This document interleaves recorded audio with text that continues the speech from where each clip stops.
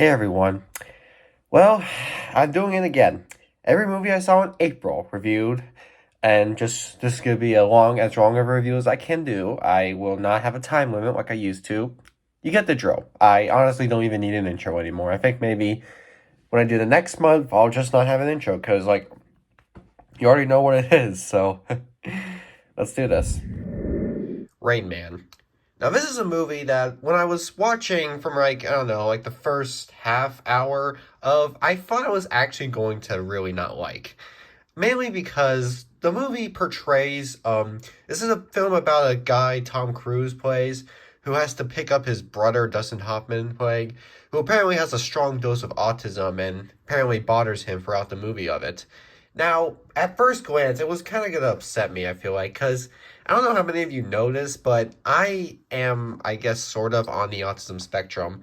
Well, I guess according to all my adult peers, I am an autistic person, and so I guess I have to stick with that. So seeing this movie portrayed, I feel would have written pretty personal. But by the beginning of the movie, this character Hoffman played just got on my nerves, and it's crazy to get on my nerves. And I felt like if it was gonna be like that throughout the whole movie, it was just gonna be upsetting, annoying, not very fun. But then the movie progressed, and we did get to see something really interesting. We got to learn a little more depth towards the interactions these two have, and they even get to show some of the benefits of Hoffman's condition. I do like the way this movie is able to portray it, because even if it did seem like they were going to make it an annoyance throughout the movie, we do conclude on with an actual good chemistry with these two, and actual good coming out of the idea. So I can definitely be pleased with this. I mean, I can definitely understand that it's just like he's like a severe autistic patient. He's someone who has probably the most upset of autism out there, like the top tier of it or something. I also kind of find it funny that Hoffman's the older, more Oscar-winning actor compared to Tom Cruise, and he's the one with the young type condition. Like he's the one who seems to have more of the childlike innocence, while Tom Cruise, who I think was like in his 20s at this time, is supposed to be the mature one. Funny, weird, but still, I was pleased with the movie. I definitely enjoyed it more than I originally was thinking. And I can't say the same about this one. Bad Boys, starring Smith and Lawrence, the black duo of sorts, is an action comedy film that I really was looking forward to watching. I'm all about action comedies. I love action, I love comedy, so seeing it combined together should make for something fun. Well, not in this case. Bad Boys is just about these two cops who don't get along too well, but have to kind of go on to detective crime cases. Well, the movie, the problem with the movie is that these two don't get a laugh at me at all. They're supposed to be like two guys who really don't get along as well, seem to kind of argue a lot and kind of even go against each other at times. And that's supposed to be portrayed as like a fun joke. Like you get to have fun with how upset these two get with each other. But just doesn't come out as fun. These two just don't make me laugh at all. I'm sorry, but Martin Lawrence and Will Smith, they just aren't that funny to me, in my opinion. They could be funny in some cases, but in this movie, all they do is just talk back to each other. They don't do anything that funny. And even the story goes downhill. We go from an actual story arc to get a middle case over the family matters these two have. And no, I'm not here to talk about family. I want to see family. I go see a Fast and Furious movie again. I'm not here to see that in this movie. I just want cool action, funny moments, and a good story to go forward with it all, not something that just takes away from it. And because of that, I don't even think I'm interested in watching any of the sequels. I know there's a new one coming out, but honestly, after this one just left me in upset, not too pleasing underwhelmness, I don't think I really have any interest in any of the sequels. So you won't be seeing me talking about any of the other ones. Speaking of sequels, here's one that's interesting idea. 2010, the year we make contact, is an awkward sequel to one of my favorite movies ever, 2001: A Space Odyssey. That movie holds up pretty amazingly with its visuals and time confusion that surrounds it. This movie does sort of the same thing. It takes place around after, but kind of tries to focus on the same idea, just with new depth and new build up. And we get some new characters to it, like Roy Scheider plays the lead. He's the one who has to go on this space adventure of sorts. And while on paper this movie seemed like it was going to be a stupid, pointless sequel, like most stupid, pointless sequels were, I think this movie did something interesting that I will appreciate, you know? It didn't copy the story. I feel like when it comes to making a sequel to something that looked like it would work on a standalone, the best way to make a sequel to it is to just go the same route, do the same thing, copy the same story, because like there's not much you can do else. But I was honestly really impressed with how this movie was able to conduct a new story to it, while I guess still keeping to the same routes. And that's something interesting, considering that this came out about, like, I don't know, hold on, I'm trying to count. 15 years, that's right, 15 years after 2001. So it definitely seemed like there was a lot to go. You couldn't get any of the original actors. Not even Stanley Kubrick was involved in the project at all. So it seemed like there was not going to be enough for it. But I was pleased with how much they were able to throw in and how much it didn't remind me of the original, while at the same time still reminding us that it is a sequel and helping it work with that way. So even if it isn't as great or amazing as 2001 is, I will say it was good for what it's worth. I was pleased with how they were able to manage its sequel story. And again, it still doesn't seem like the right kind of sequel, but you know, if you're gonna get a sequel, you might as well see what you got with it. Now, another thing you may not know about me, but then again you might since I talked about it a few times, I love baseball. Baseball is my all-time favorite sport. I always love going to it. I tune in to every local baseball game I have in my state, as well as sometimes even visiting different states to go to the MLB games. Well, here's a movie to kind of talk about as well. It's a rom-com, Fever Pitch. This movie tells a simple story about a big, obsessed baseball fan who dates a hardworking woman, and apparently the struggles go with the romance since he's so obsessed with his MLB team while she's so obsessed with getting things done and doing successful.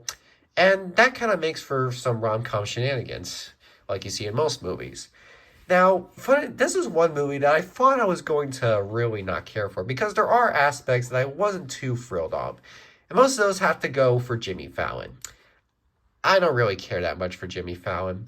I see him on stand up, he isn't amazing, and when I see him in this movie, I just don't really know. I just find him too awkward. Like, I mean, I guess that's supposed to be his character, but he does a little too much in this movie. He plays it off a little too annoying to the point where his awkwardness just comes off as unsettling and not as funny.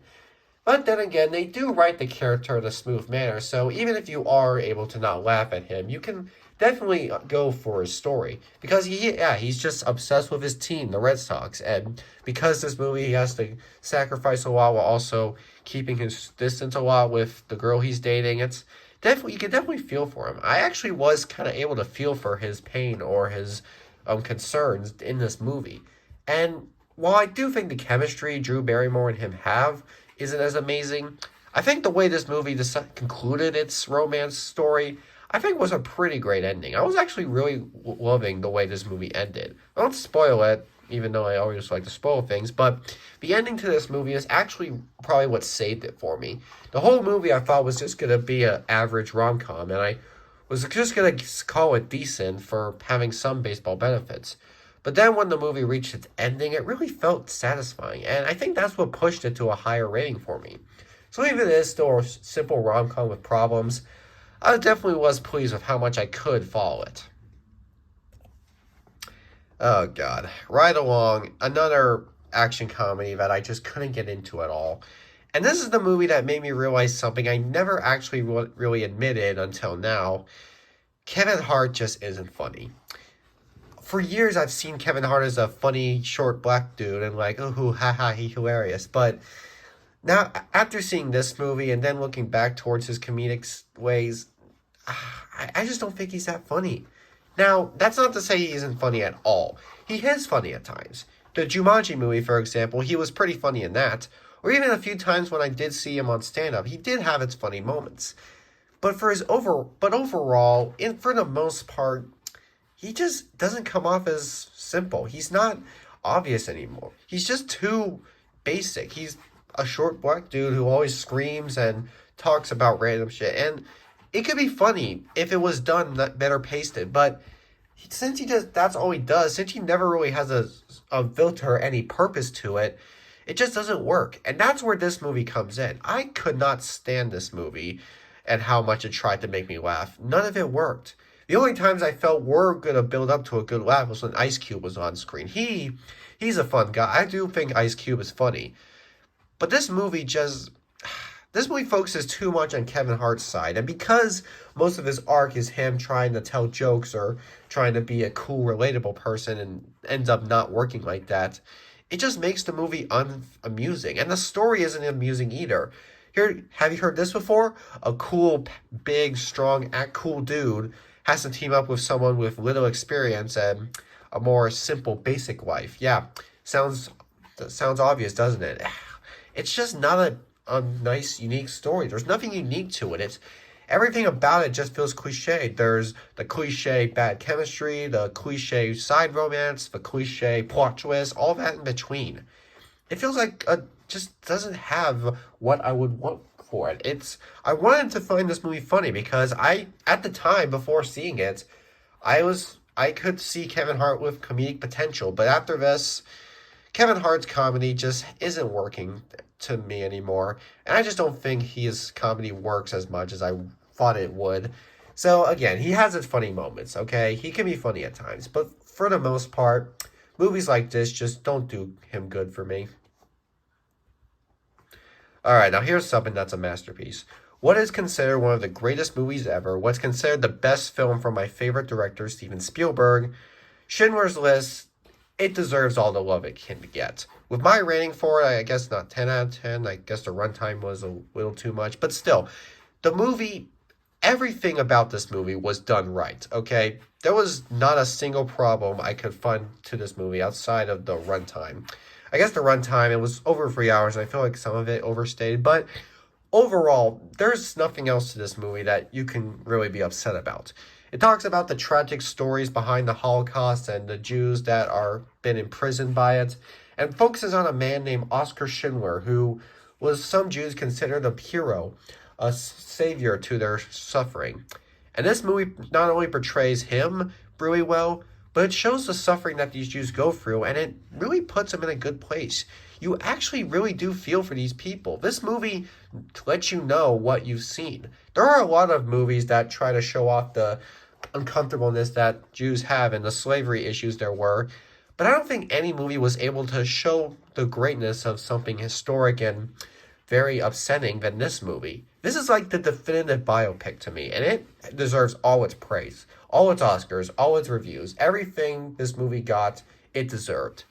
And I think what I love most is the way they portrayed the black and white. Yeah, this movie was mostly filmed in black and white, but there actually is something interesting to the idea of it being black and white.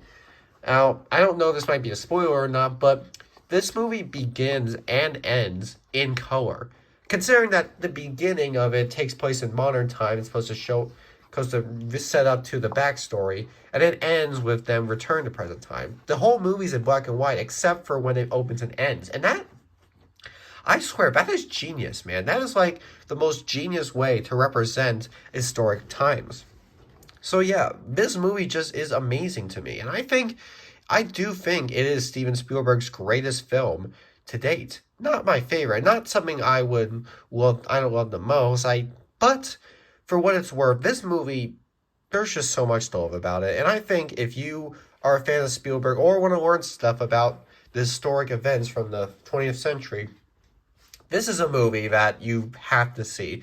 I don't know, not even that, not even just for those cases. If you are into watching movies, if you like good old biopics or just any sort of enjoyment to film, Schindler's List is a must-watch. It's just so much power to it. Now here's a movie I actually was impressed with. High Fidelity, starring John Cusack, is an interesting little romantic, serious drama comedy film. Talks about a guy that runs a music shop who seems to go through some romance issues in the middle. On paper, this doesn't sound like the most interesting idea for a movie. I was definitely interested in what they were going to do. I didn't know how much this movie would impress me. I mostly thought it was just going to be a basic rom-com of some sorts. But I think what this movie did to make it better for that to me is this simple idea. The main character, John Cusack plays, he talks to the audience, like, once a while. And it's not like Ferris Bueller or Deadpool where it's done in a comedic manner where when he talks, you're just like, oh God. It's actually done in a serious tone. And I think the fact that this movie's able to make talking to the camera very serious and very you actually able to follow it is to me a pretty big success. For years I've always seen breaking the fourth wall as a comedic tone, like something that can only work to make you laugh. And yeah, that is mostly how it is. But this movie made it so that when he looks at the audience throughout this movie, he's actually talking to us in a serious tone. Like he's actually telling us about what's going on or how we should relate to the situation. And instead of it, and it's done in a way where you don't laugh, you follow.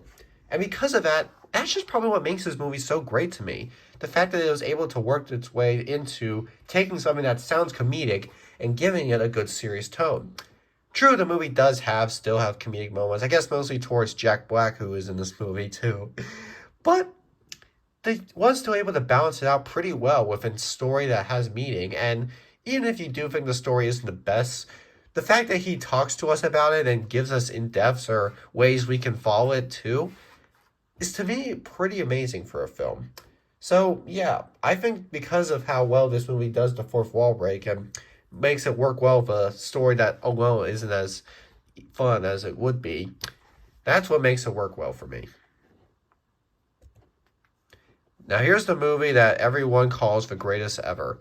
What is considered one of the best movies of all time is a movie I haven't seen at all until now. You notice that I haven't put a rating yet. Well, that's because I want to surprise you first. I want to surprise you. You are probably really curious on what I think of this movie. Is it a masterpiece, like I think everyone thinks? Do I think this movie is a masterpiece?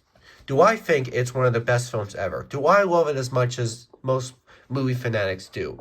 Do I think this movie is amazing? Do I think it's a master? Do I love this movie as much as others? Okay, I said the same thing. What do I think of this movie? I think The Godfather is pretty great. Yeah, that's my rating, everybody.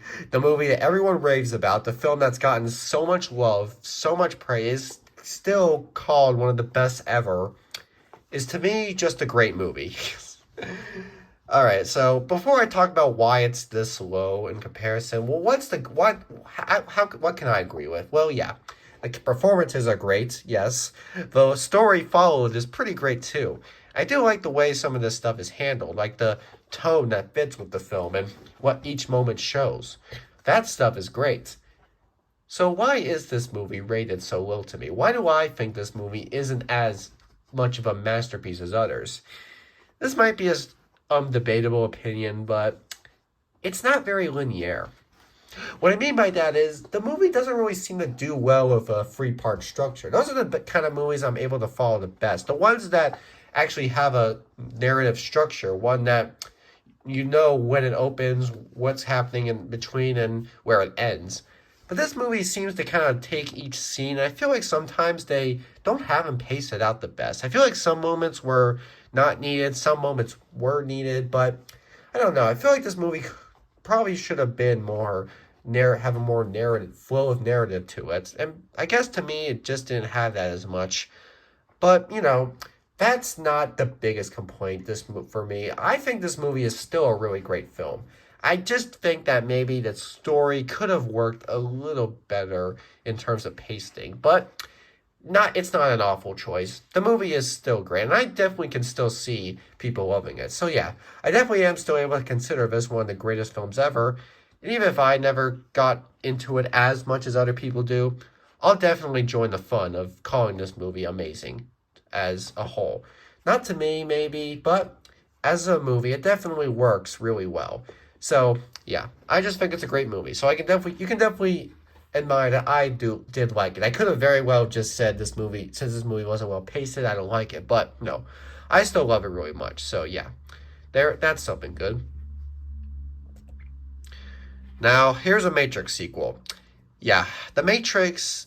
I actually have been avoiding the Matrix sequels for a while since I watched the first one, since I mostly just felt The Matrix didn't need sequels. I always thought The Matrix worked as its own film, and I just felt the sequels weren't needed, so I just didn't watch them. I just chose, no, why should I? But then I decided, well, sure, why not? So I checked out the first sequel, Matrix Reloaded. I didn't like it. Why did I not like it? there are reasons. One, the CGI doesn't work as well as the first one did. Yeah, it's just an honest opinion. The CGI in Matrix Reloaded is not very fun to me. I feel like they kind of force it in too much. And I don't know. I just don't see that work too well for me. And I also feel that there was a story this movie had that wasn't even really much of a actual good story. Like, the first one may have not made sense at times, but you at least knew what they were trying to do. At least you could understand what it was going for, like what the idea was surrounding the confusing stuff. This movie, I don't know what it was up to. Like, I don't know why stuff was happening, where stuff was happening. And granted, that is what the first movie did, but it did it in a way where you could still understand the idea towards that. But this movie, it's a sequel, so I feel like there could have been some new stuff explored. But instead, we're just following the same idea of not understanding where it is taking place and what's supposed to be real. It doesn't utilize more ideas to me. So, because of its not good CGI that's not good, as well as the story not having any good new run to it, Matrix Reloaded just isn't a good sequel to me. Now, am I going to avoid the other sequels? Probably not. I probably am still going to see what the third one, and maybe even the fourth one have to offer. I know the fourth one's not a very fun sequel to people, but I'll still watch to see what it has. So, even if I'll just say for now, the first Matrix movie worked really great to me, but this one, not so much. So, I just spent about, holy shit, look at that. Look at that up there. I just spent like, look down there, look how long it's been. Look how long it's been. Yeah. This is probably the longest video I've done in a while, so I hope you all will sit through it and not get bored. That was based, you all probably already left by this point, so screw it. There you have it.